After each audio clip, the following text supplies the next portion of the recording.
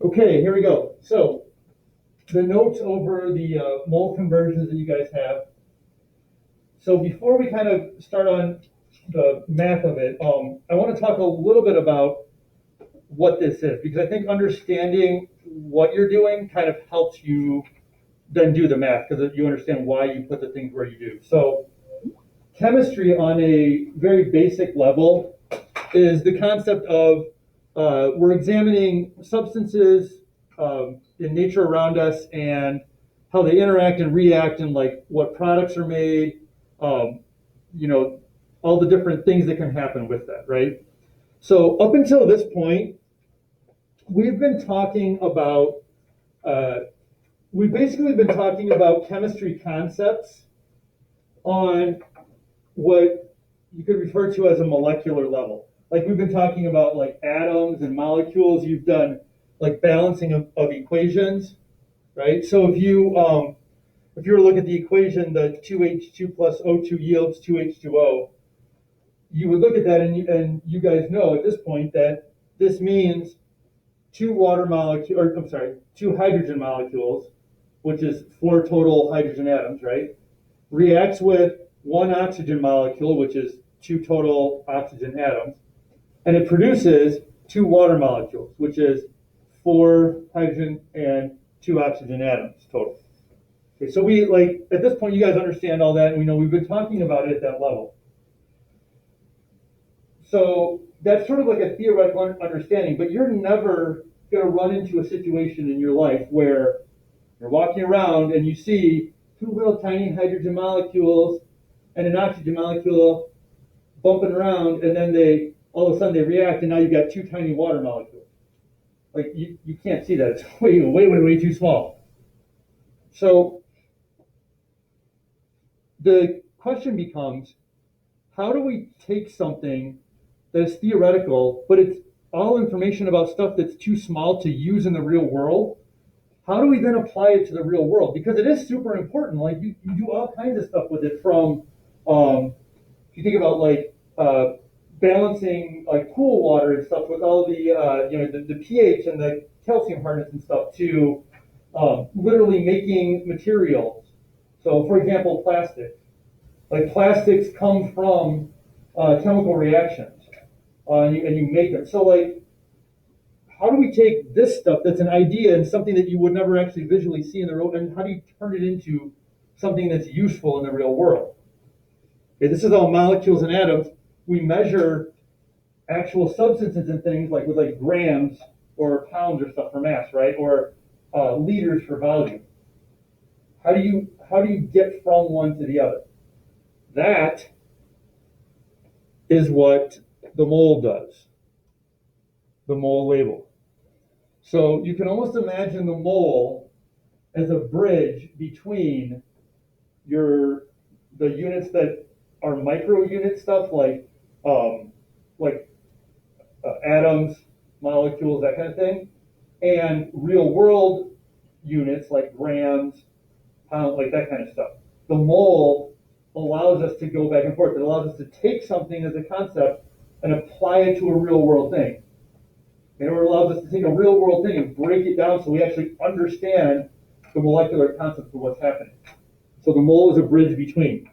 Okay, now, mathematically, what that does is it allows us to change between units to go from one, like the micro units to the everyday units and back. Okay. So we're doing conversions. Okay. Um, we're going to do two different conversions using moles. There's more than that. We're just going to focus on two. This part here, the x in parentheses, is basically any point, any part you see that down here, that just is a variable, meaning you could plug any substance in there. So you could plug in aluminum, you could plug in carbon dioxide, you could plug in sodium hydroxide. It doesn't matter. It's just generically standing. The X is standing for any substance. Okay. So let's look at the first one. Conversion between moles and mass. All right. We have 1 mole of any substance is equal to the molar mass in grams of any substance. So for example, 1 mole of water is equal to 18 grams of water. Okay, where does that come from? Well, this actually, the molar mass, is the stuff that you guys were doing at the end of last week. Okay, so you would take the substance, water, and you're doing this. The hydrogen, there's 2 of them at 1 each. It's 2. Oxygen, there's 1 of them at 16. 16, you add them all together, you get 18 grams per mole, right? So, what does 18 grams per mole mean?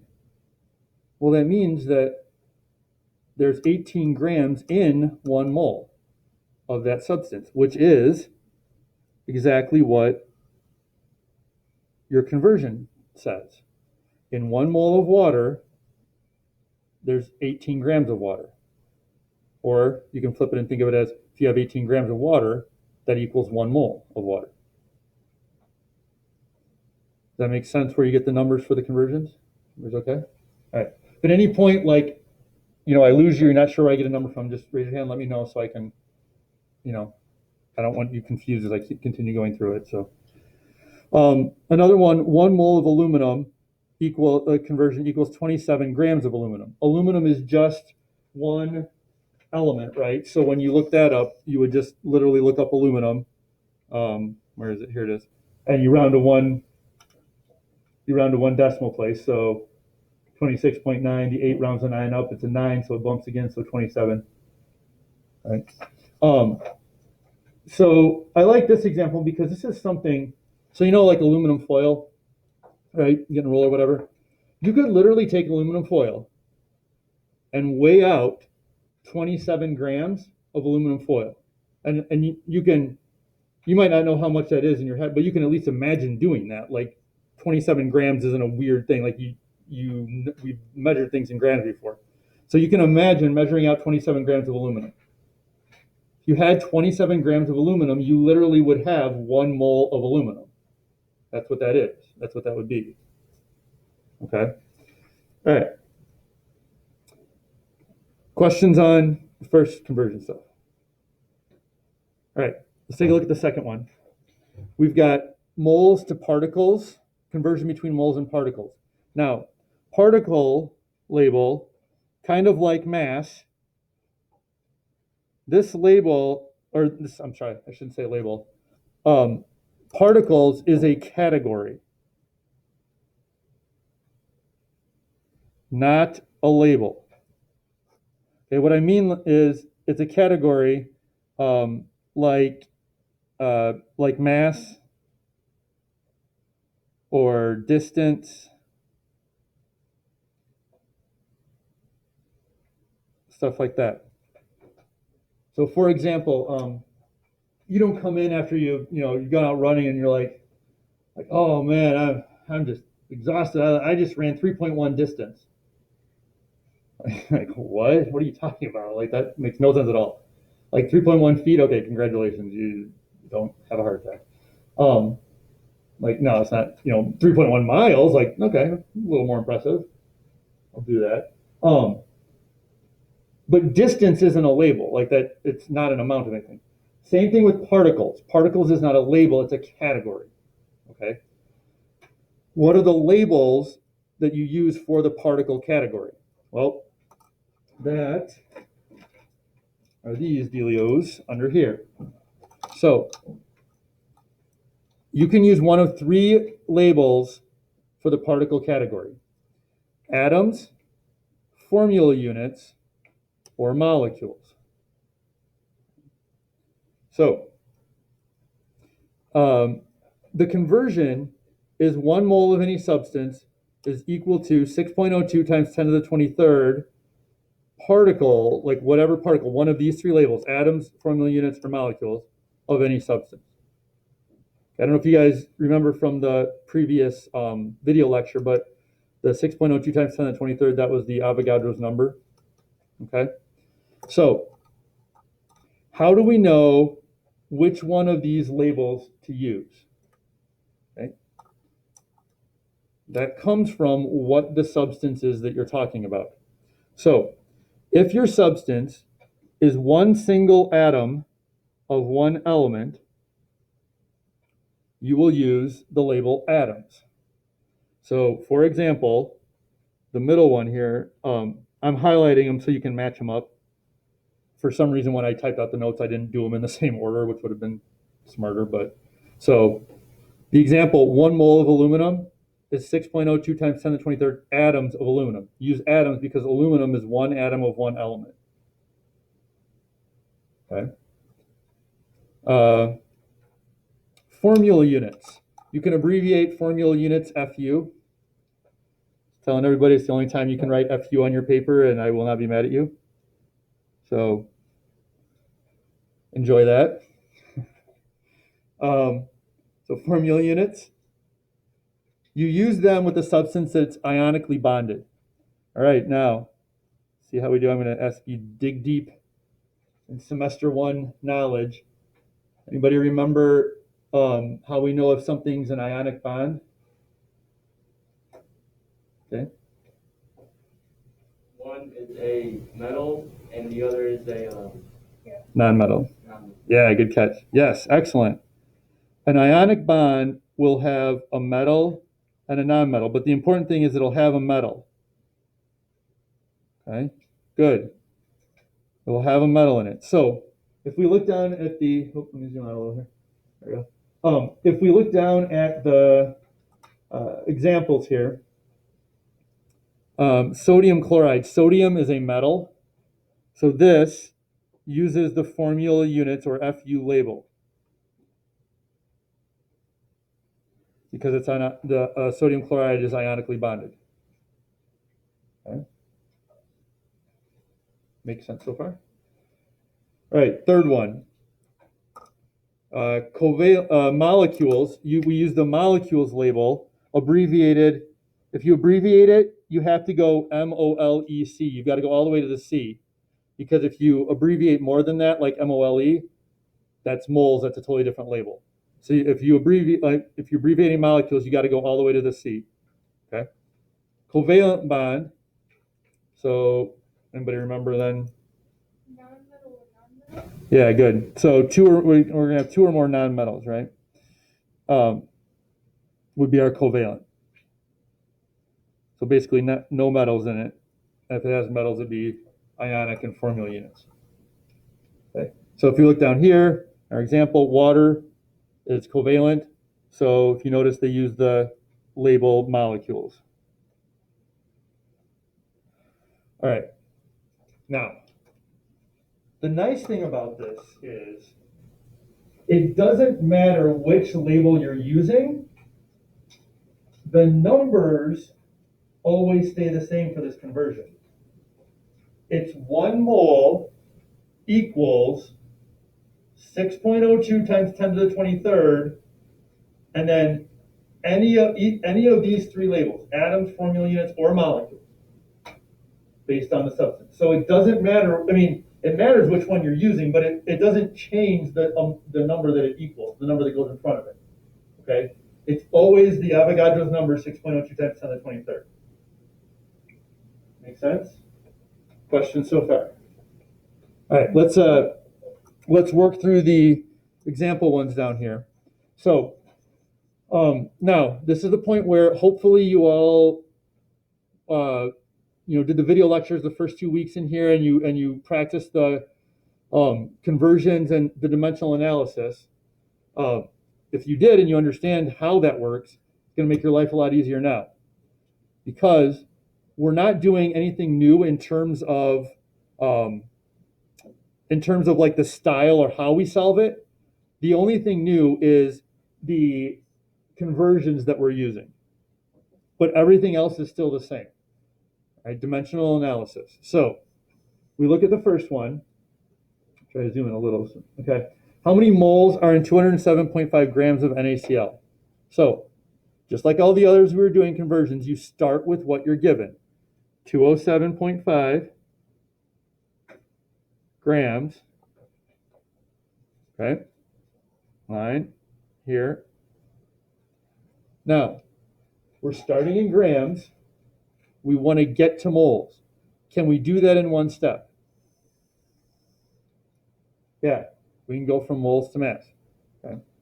So one thing, like if you're trying to do like a mental map of this, remember like the moles are kind of like a bridge between them. So you have the particle category. So and that could be atoms, formula units, or molecules, right? And then you can turn that into moles. And moles can be gone back and forth between moles and mass. And mass, we're doing grams, right? So just if you're like thinking of a mental map about the conversion, it's like if you either start in moles or end in moles, your conversion is going to be one step. It's either going to be between moles and particles, one of these three, or moles and mass here. You can just do it all in one step, right? If you're trying to go from a particle label, one of these three, to a mass or backwards, then it's going to have to be two steps, right? Because you're going to have to go to moles first before you can go to the other one. It's kind of like the bridge in between. Does that help, or does that make sense, like mentally in terms of what you're going to be doing for conversion? Questions so far? Okay, so let's go back to the one we were looking at. So we can go right from, we're starting in grams, mass. We want to go to moles. We can do that in one step. So anybody know what label goes on the bottom here? Grams, because we want to cancel, right? Dimensional analysis. So we're turning it into moles, so that goes on the top. Now, what numbers go in front? Well, let's look at our conversion. Our conversion says that it's 1 mole of any substance is equal to the molar mass in grams. So 1 in front of the mole, doesn't matter top or bottom, wherever the mole is, there's a 1 in front of it for this. Now the grams. The grams is the molar mass. So we have to know the substance, the NaCl, and we have to do this deal with it. Sodium, there's one of them. Sodium's 23, 23.0, whatever, 23. Chlorine, 1 at 35.5. We get 5.5. We add them together. We get 58.5. That's the molar mass. So that goes in front of the grams. Like that. So far, so good. Grams cancel. Okay, then we just do the math. So we get 207.5 divided by 58.5. So, oops. Comes out to be this. Now, I want you guys to be trying to put your answers in correct number of significant figures. Okay. The nice thing is conversions, it's relatively easy. All you do is you look at the first number. You ignore all the conversion stuff. You just look at the first number that you start with. You count how many that has. So how many do we have here? 4. Good. That's the number that your answer needs. So we look at our answer. We need 4. So it's the 3, the 5, the 4, and the 7. We look 1 past that. Does that round it up? No, it's a 0. So it's 3.547. I'm not going to take off if you don't do this significant figures correctly like I would in a normal year where we're in class all the time, but I do want you to be trying to put it into the correct ones. And then we have our label moles. That's our answer. Making sense so far? All right, let's take a look at the second one. How many molecules of CO2 are in 12.3 moles of CO2? So, still dimensional analysis. We start with what they give us, 12.3 moles. All right, we're going to go to molecules, which I'm going to put a little longer line here because we got a longer number here. So we can do that because we're in moles, so we can go right to molecules. So what label comes on the bottom and what label goes on the top? Molecules, good. MOLEC. All right, now, anybody know what numbers are going to go in front of these? 1 in front of the mole, good. in front of the molecule?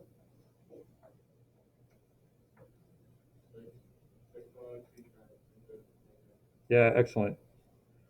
Avogadro's number, 6.02 times 10 to the 23rd. Okay. Remember, anytime you have a label that's molecules, atoms, or formula units, any of those three, in the conversion, the number that goes in front of it is always the 6.02 times 10 to the 23rd. For any of those three labels. Okay. All right. Moles have canceled. We got molecules, which is what we want. We just do the math. And this, again, is just like a normal number. You just literally type it in right like that. So 12.3 times 6.02 times 10 to the 23rd.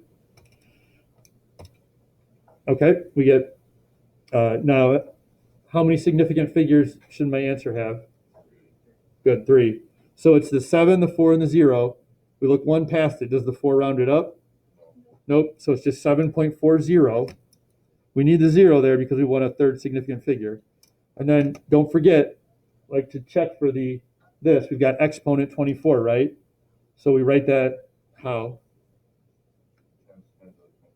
Good. So it's 7.40 times 10, and then that's our exponent 24, like this. And our label is what we're left with, molecules, and we're done.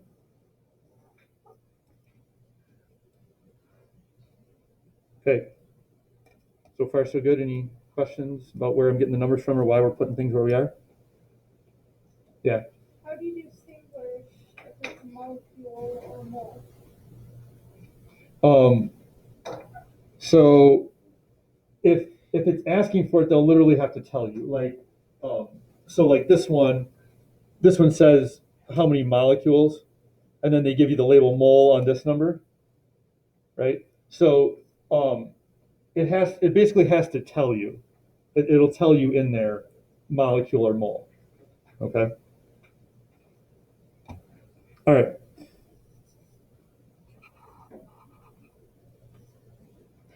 Let me get what else I can do. Okay. So let's do some of these. As it says there, as you can see, it says two-step conversions. So these are going to be ones where we're going to be going like from a particle label to a mass label and going to moles in between. All right. Okay.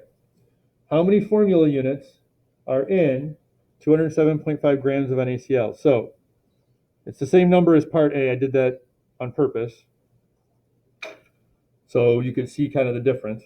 So 207.5 grams, right?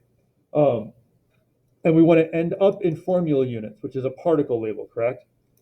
So, but before we can get there, we've got to turn grams into what? Moles, right, good. Remember, moles is that in between. So grams on the top, grams on the bottom, turning it into moles. Okay, number that goes in front of these? 1. 1 in what part? Mole. Moles, good. Where do we get the number in front of the grams? Yeah, the NaCl, right? Adding this up.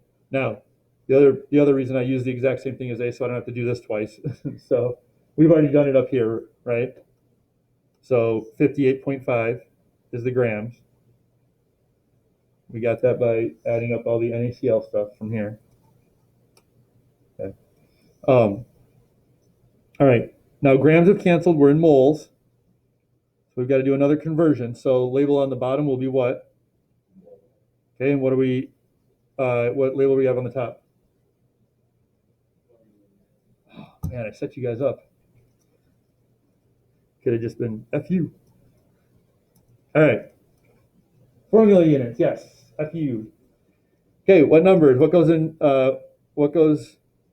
numbers go with what label? 1 mole. Good. And in front of the FU. Good. Okay. Everybody know where where we got those from, right? From this? From here? Okay.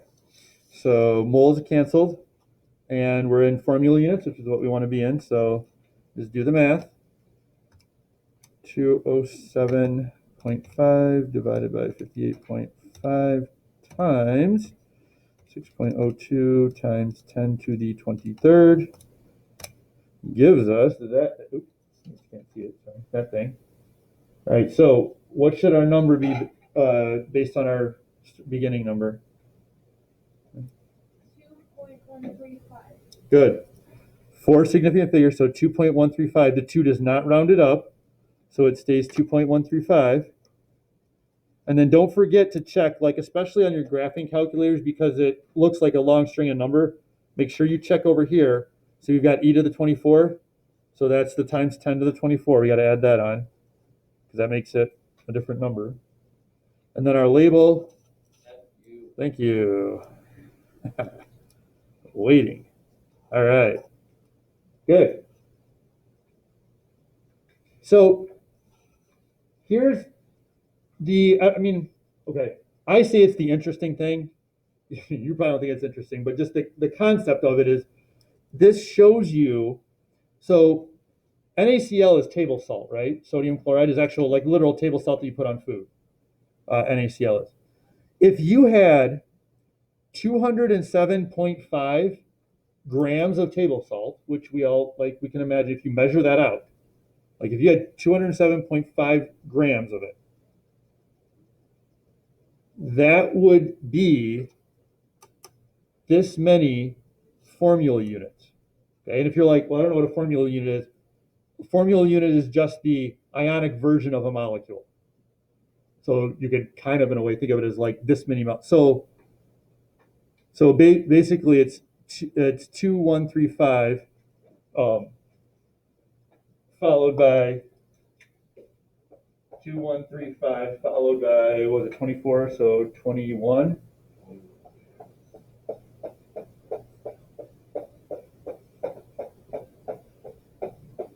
Okay. So it is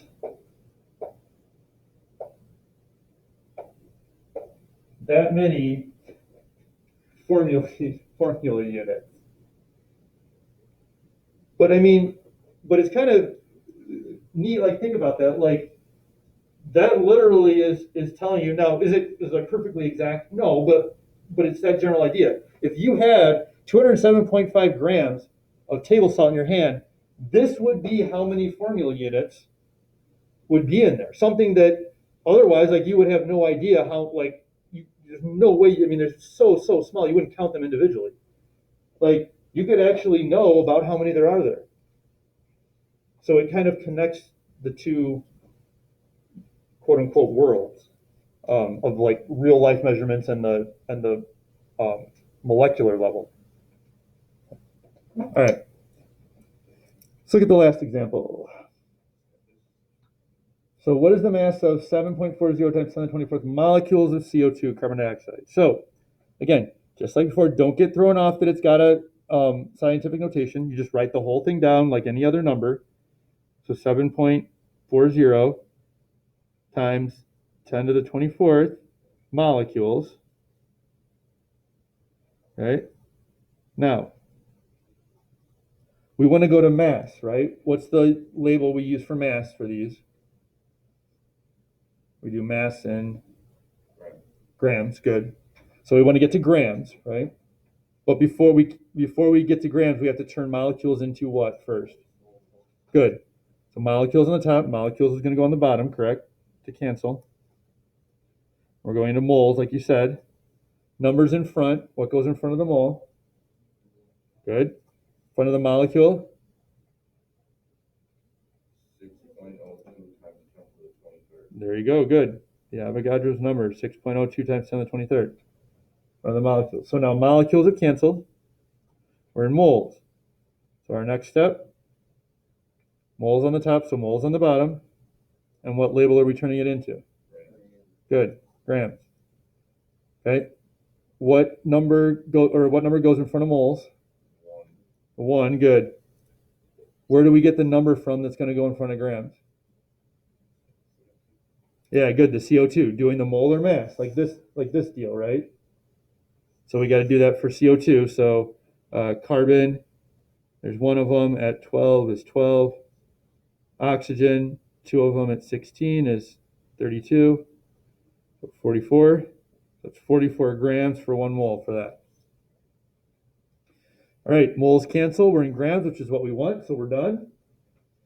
Now we just type in our calculator. Now, there's something you have to watch out for with this. If you have Avogadro's number, like something with an exponent on the bottom, you have to, when you type it in your calculator, you have to put parentheses around it. Otherwise, your calculator isn't going to read it the way you want it to. So, like when we're typing this in, if it's on the top, you're fine. So like 7.40 times 10 to the 24th. Okay, and then, so then divided by, and then I'm going to do parenthesis 6.02 times 10 to the 23rd. I'm going to do end parenthesis like that. So I did divided by, and then I put that in parentheses. Okay, then I can keep going, and I've got 44 on the top, so times 44, hit enter. Okay, and what's our answer going to be with the correct number of significant figures? Anybody have an idea? 541. Good. 3 significant figures, so 540. The 8 rounds the 0 up to a 1. So 541 grams. Perfect. You got it. Okay, now, I don't think there's a lot of calculators that will do exponents that don't have parentheses, but just in case, there is a way you can do it if your calculator doesn't do parentheses. Basically, what you do is you type it in the same way. So 10 to the 24th divided by, gosh darn it. There we go. Divided by, and then you do 6.02. And then this is the part that's kind of weird. In order for your calculator to understand that this is on the bottom, you would do divided by 6.02, and then you would do divided by 10 to the 23rd, like that. And then you could finish like times 44 and see how it gives the same answer. So if for some reason your calculator doesn't have parentheses, but it does exponents, you could do it like that. All right. Okay. Questions? All right.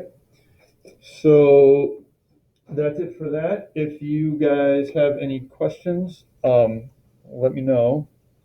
Actually, hold on. Let me just stop our